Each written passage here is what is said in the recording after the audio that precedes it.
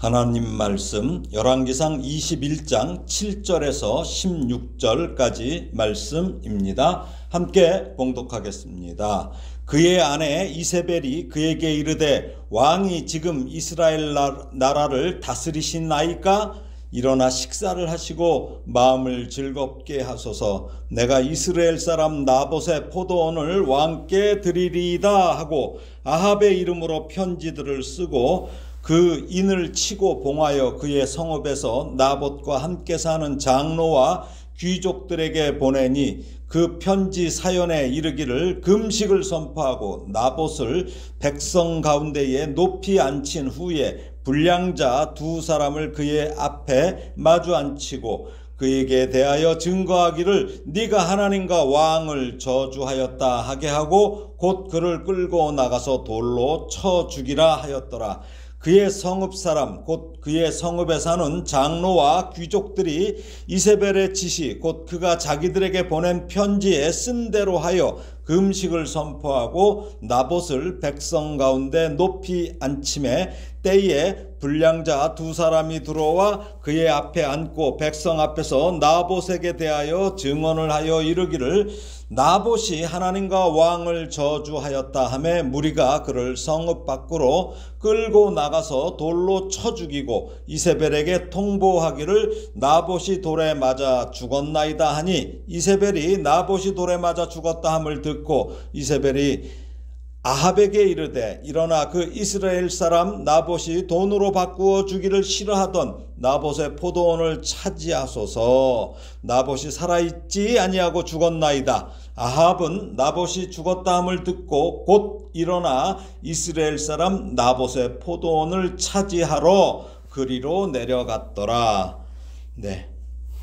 아합이 식음을 전폐한 이유를 이제 자기 아내 이세벨에게 자기 임의대로 자기 편한대로 전하는 모습에서 마치 어린아이가 엄마한테 이르는 그런 모습을 보게 되죠.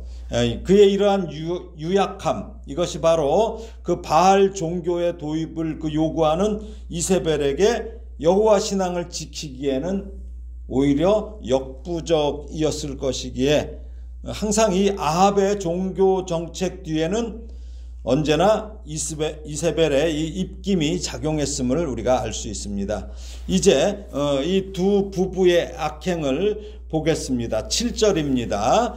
그의 아내 이세벨이 그에게 이르되 왕이 지금 이스라엘 나라를 다스리시나이까? 일어나 식사를 하시고 마음을 즐겁게 하소서. 내가 이스라엘 사람 나봇의 포도원을 왕께 드리리이다 하고 이스라엘 왕은 어떤 존재입니까? 하나님의 대리자일 뿐이에요. 그러나 이방의 폭군인 이 시돈 왕의 딸인 이세벨은 이 세계관이 달라요. 그렇기 때문에 이 아합의 말은 한심하게 들렸을 것인데 이것이 바로 여호와 신앙과 이방 종교, 그 다음에 이방의 그 왕들의 그 차이점입니다. 세계관이 다르다는 거예요. 그래서 이세벨은 지금 아합에게 지금 뭐라고 그러는 거예요? 당신은 지금 이스라엘 왕국을 통치하고 있는 것이 맞습니까? 이 얘기예요. 즉 당신은 통치한다는 것이 무엇인지 알지 못합니까? 이 얘기예요. 통치란 것은 명령하는 것이지 간청하는 것이 아닙니다. 나봇에게 기껏 왕이 돼가고 간청하고 있냐고. 내놔 하면 되는 거지. 이렇게 하면서 지금 이세벨은 이스라엘의 왕이 아니라 시돈 왕의 사위 아합에게 강력한 왕권을 행사하지 못한 것을 지적한 말이에요. 그러나 이 이세벨이 가진 왕권의 개념은 이스라엘의 전통적인 개념과는 전혀 다른 것이에요. 우리는 이것을 기억해야 돼요. 왜 그렇습니까? 땅의 소유권과 왕의 절대 권력에 관한 그 차이가 이스라엘과 이방과 다르다는 거죠. 첫째, 이스라엘은 모든 땅이 누구의 땅이에요? 여호와의 땅이에요. 하나님의 땅이라고 생각하는 반면에 이세벨은 땅은 무조건 왕의 봉토, 즉 모든 땅이 왕으로부터 하사되었다는 거예요. 다. 둘째, 이스라엘의 왕권은 다른 백성과 마찬가지로 자기도 지켜야 될 게 있어요. 뭐예요? 하나님 앞에 율법 준수의 의무를 가져야 돼요. 그래서 아무리 왕이라 할지라도 자기 부모의 기업 외에 다른 사람의 그 기업, 땅이나 이런 것을 함부로 탈취할 수 없어요. 반면에 이세벨의 그 시돈 이쪽 그 다른 이방의 왕권은 뭐예요? 절대 권력이에요. 그렇기 때문에 왕이 원하는 것을 가질 수 있어요. 그리고 그것을 얻기 위해서는 어떠한 수단도 사용할 수 있다는 이러한 통치 철학을 가지고 있었던 것이죠. 이런 이세벨의 눈에 아합이 얼마나 어리석고 왕답지 못해요. 그것도 그렇다고 가서 밥도 안 먹고 가서 누워 있으니. 지금 이세벨은 당신이 왕이라면서 당신의 손에 있는 그 막강한 절대 권력을 사용하지 않고 뭐 하고 있냐. 나봇의 그 거절 때문에 낙담해서 쩔쩔매는 당신은 왕이 되기에 어울리지 않습니다. 이렇게 말하는 거예요. 우리는 사무엘상 8장에 가면은 사무엘이 이스라엘 백성들이 왕을 요구할 때 이스라엘의 왕들이 그 백성들에게 행하게 될 일에 대해서 경고한 것을 기억해야 돼요. 세상의 왕들은 이래요. 너희 자녀들 다 데리고 간다고 그랬어요. 필요한 것들 가져간다고 그랬어요. 그 결과가 지금 나타나는 거죠. 그런데 오늘 보면 7절 하반절에 이게 참 무서운 말이에요. 내가 이스라엘 사람 나봇의 포도원을 왕께 드리리이다. 아주 섬뜩한 말입니다. 여호와께서 금하실지로다. 이렇게. 그러니까 뭐예요? 하나님께서 금하신 그것을 이세벨 자기가 주겠대요. 내가 주겠다고 하잖아요. 이 말에서 그녀가 이스라엘을 해치고 하나님께 대적하는 그러한 아주 못된 그 여자임이 밝히 드러나죠. 이처럼 이세벨은 아합에게 악을 행하도록 부추기는 존재예요. 그렇게 함으로써 하나님 앞에서 마땅히 걸어야 할 삶의 방향을 왜곡시키는, 그래서 결국은 죽게 만드는 암적 존재였던 것입니다. 오늘 보면 8절에서 10절까지 한번 읽어보겠습니다. 아합의 이름으로 편지들을 쓰고 그 인을 치고 봉하여 그의 성읍에서 나봇과 함께 사는 장로와 귀족들에게 보내니 그 편지 사연에 이르기를 금식을 선포하고 나봇을 백성 가운데에 높이 앉힌 후에 불량자 두 사람을 그의 앞에 마주 앉히고 그에게 대하여 증거하기를 네가 하나님과 왕을 저주하였다 하게 하고 곧 그를 끌고 나가서 돌로 쳐 죽이라 하였더라. 이세벨이 나봇의 포도원을 빼앗아 아합에게 주려고 아주 사악한 술책을 꾸미고 있어요. 나봇이 하나님과 왕을 저주했다고 모함해서 돌로 쳐 죽이도록 획책해요. 이를 위해서 그녀는 첫째, 왕의 도장을 찍은 고소장을 장로와 귀족들에게 보내요. 이렇게 하라고.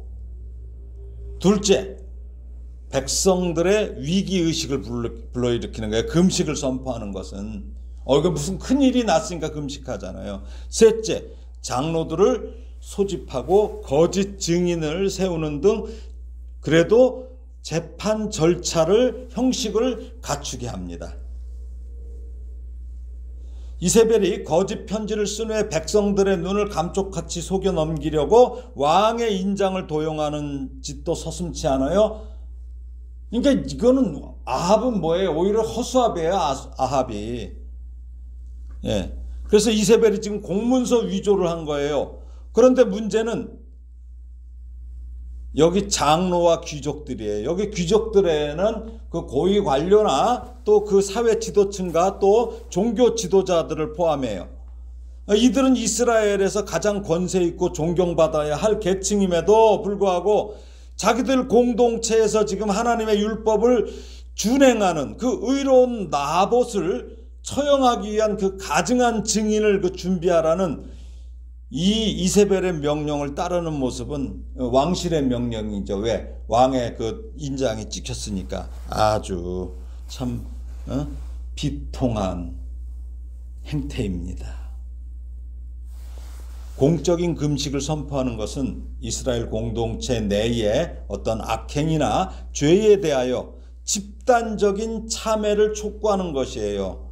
그래서 사무엘상 7장 5절 6절에 보면 미스바에서 모여서 금식하는 이야기가 나오죠. 제가 읽어드리겠습니다. 사무엘상 7장 5절 6절이에요. 사무엘이 이르되 온 이스라엘은 미스바로 모이라. 내가 너희를 위하여 여호와께 기도하리라 하매 그들이 미스바에 모여 물을 길어 여호와 앞에 붓고 그날 종일 금식하고 거기에서 이르되 우리가 여호와께 범죄하였나이다 하니라. 사무엘이 미스바에서 이스라엘 자손을 다스리니라. 이처럼 공적인 금식은 한 개인의 죄는 그 사람만을 단죄하는 것으로 그치지 않고 공동체 전체의 어떤 회개와 관계 개선이 요구되는 그 사고방식이 담긴 행위예요. 에스더서에도 나오죠. 에스더서 4장 16절에 보면 왕비 에스더가 하만의 음모로 자기 동족 그 공동체가 큰 위험에 직면했을 때 하나님께 금식하지요. 그렇게 함으로써 하나님께서 역사하셨어요. 그러나 지금 이세벨이 제안한 금식 선포는 어때요? 그런 선한 의도가 아니잖아요. 악행을 저지르려는 음모에서 발단된 성격의 것이에요.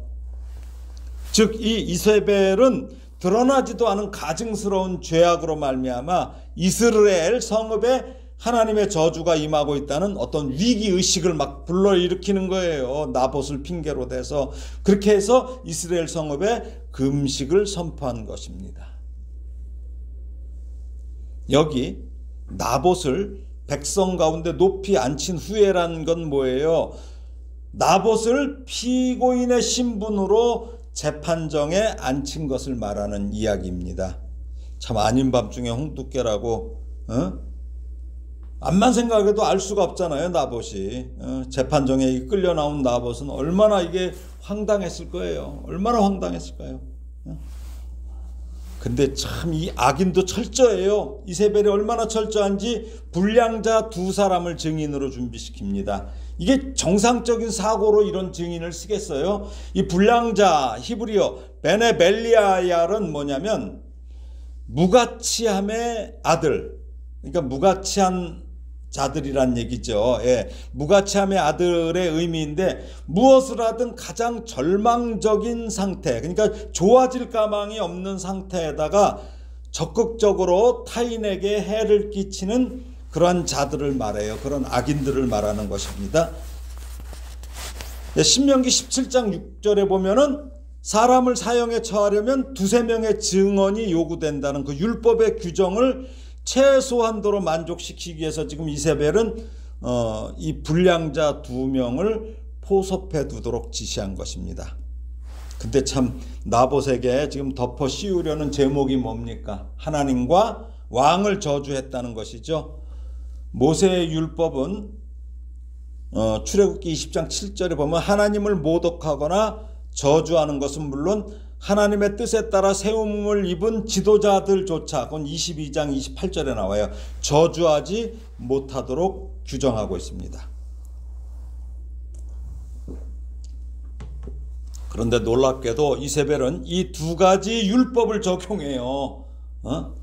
그래서 나봇을 돌로 쳐 죽이도록 이렇게 지령을 내리는데 이세벨이 하나님께 대한 죄와 왕에 대한 죄 둘을 결합한 것은 그것을 들은 백성에게서 나봇에 대한 죄에 대한 그 나봇의 죄에 대한 아주 큰 더욱 아주 막 그 분노를 끌어올리도록 증오를 일으키기 위해서였던 것이죠. 그래도 이스라엘 사람들은 뭐예요? 신성모독을 가장 큰 죄로 여기고 흥분하기 때문입니다. 예수님도 그거로 돌아가셨어요. 그리고 율법에서 돌로 쳐 죽이는 형벌은 신명기 13장 10절에 보면 우상숭배자, 그리고 레위기 20장 27절에 보면 접신하거나 그 박수무당이 된 자, 그리고 레위기 24장 14절에 보면 여호와의 이름을 모독하며 저주한 자, 그 다음에 신명기 22장 21절에는 간음한 여인 등에게 가해졌어요. 이게 이러한 돌로 쳐 죽이는 형벌이 이러한 공개적인 거잖아요. 이건 공개적으로 죽이는 거예요. 모두가 보는 가운데서. 공개적이고 공동체 모두가 집행해요. 그죠? 투석형은 다 돌을 던져서 공동체 구성원들에게 이것은 경각심과 연대의식을 심어주는 것이 목적이에요. 형 집행 절차는 이렇습니다. 먼저 사형수의 옷을 벗겨요. 그리고 손을 묶어서 성 밖으로 끌고 나가 처형대 위에 올려두면 한 증인이 그 사람을 이렇게 밀어뜨려요. 그리고 이제 이어서 두 번째 증인이 큰 돌로 치면은 그 위에 둘러선 무리들이 함께 돌을 들어서 쳐서 죽였어요. 근데 이때 우리가 이스라엘 사람들도 유대인들도 사람이 죽으면 애곡을 해요. 곡을 해. 근데 이런 돌로 맞아 죽은 사람에 대해서는 애곡이 금지됐어요. 그런데 하나님의 율법을 지키는 이 의인 나봇을 이렇게 처형하라는 것이에요. 자, 오늘 본문 11절에서 14절을 읽겠습니다. 그의 성읍 사람 곧 그의 성읍에 사는 장로와 귀족들이 이세벨의 지시 곧 그가 자기들에게 보낸 편지에 쓴 대로 하여 금식을 선포하고 나봇을 백성 가운데 높이 앉히매 때에 불량자 두 사람이 들어와 그의 앞에 앉고 백성 앞에서 나봇에게 대하여 증언을 하여 이르기를 나봇이 하나님과 왕을 저주하였다 하매 무리가 그를 성읍 밖으로 끌고 나가서 돌로 쳐 죽이고 이세벨에게 통보하기를 나봇이 돌에 맞아 죽었나이다 하니 참 가슴 아픈 장면이죠. 이 장로와 귀족들은 백성들의 권익을 지키고 율법의 준수를 위해서 가장 모범적으로 행동해야 할 위치에 있는 계층이에요. 그럼에도 불구하고 이 자들은 이세벨이 지금 율법을 악용하는 그 범죄에 동조해요. 마치 법관이 법을 악용하는 것과 같은 모습이죠. 아합 시대의 이 지도자들의 타락을 우리가 단적으로 볼 수 있어요. 당시가 주전 850년경이에요. 주전 850년경. 그러니까 지금부터 치면은 한 2870년 전이에요. 그런데 2870년 전인 그 시절과 지금 우리나라 지도층들의 모습과 별반 다를 것이 없다는 생각이에요. 그러니까 세월이 지나도 사람들의 죄성은 변하지 않아요. 똑같아요. 더욱이 나봇은 하나님의 말씀을 준행하였음에도 오히려 신성모독의 죄명으로 돌에 맞아 죽임을 당합니다. 마치 하나님의 아들 예수님께서 신성모독의 죄명으로 십자가형을 당한 모습을 떠오르게 합니다. 이 이세벨의 기획과 연출대로 장로와 귀족들, 이 연기자들, 불량자 2명의 증인과 한 통속이 돼서 의인 한 사람을 돌로 쳐 죽였다는 것은 그 나라는 소망이 끊어진 멸망할 수밖에 없는 것을 열왕기서는 지금 고발하고 있어요. 그러면서 이들이 나봇을 죽인 후에 그 결과를 이세벨에게 통보했어요. 그런데 우리가 이제 열왕기 하서에 이제 이 부분이 나오는데 열왕기하 9장 25절 26절에 보면은 나봇만 죽인 게 아니에요. 나봇의 상속자인 아들들까지 모두 다 살해해요. 그러니까 얼마나 그 잔혹한 범죄를 치밀하게 준비한 것인지를 알 수 있습니다. 왜 그랬을까요? 나봇의 아들들까지 왜 죽였어요? 상속자라고 그랬죠. 나봇만 죽으면 그 아들들이 그 조상의 그 유업을 물려받기 때문이죠. 예.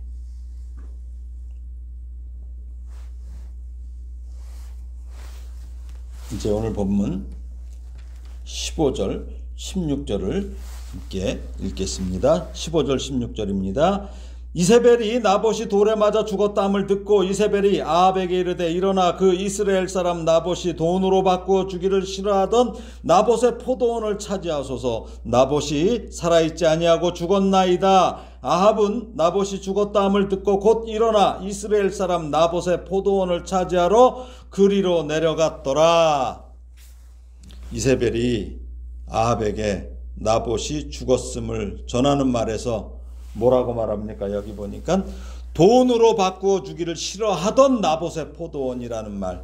이 말에는 왕께서 돈을 주겠다고 해도 갖지 못한 것을 나는 거저 뺏을 수 있었다 라는 이 아주 악한 자랑이 포함된 거예요. 그러니까 한심하다는 거죠, 자기 남편이.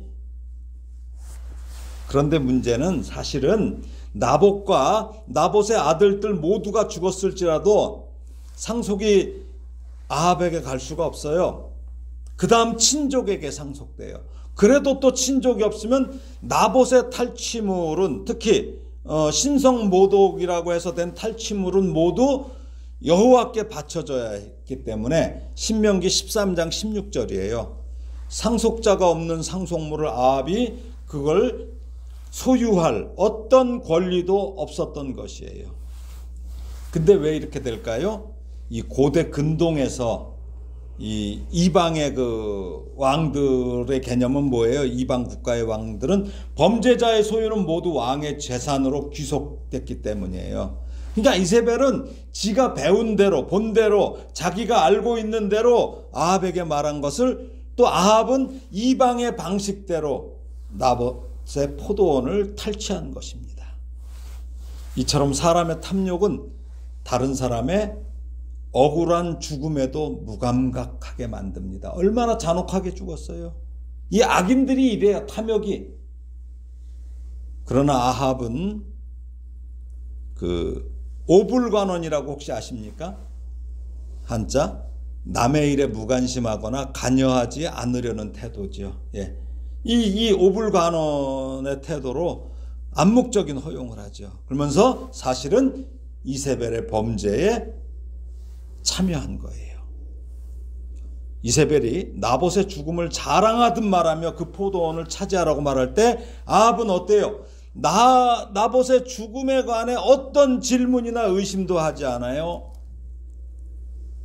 그렇고서는 또 자신이 그토록 갖고 싶었던 이 애들 같잖아요. 장난감이야 이게. 지가 갖고 싶은 장난감. 이것을 빨리 그냥 보고 싶어서 글로 막 급하게 가는 거예요. 이 모습을 열왕기서 저자는 기록합니다. 또 아까 재판에서도 문제가 뭐가 있었습니까?